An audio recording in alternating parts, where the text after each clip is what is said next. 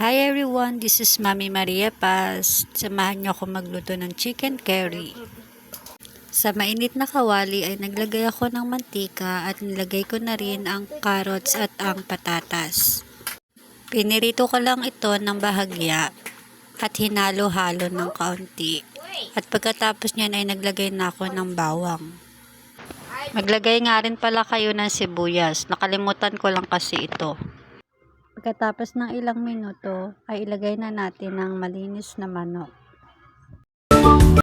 Lagyan ito ng asin at ng paminta upang magkalasa.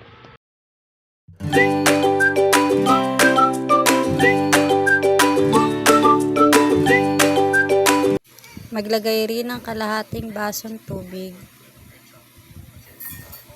at ang chicken curry powder. Takpan natin ng ilang minuto hanggang sa maging malambot na ang ating manok, carrots at ang patatas.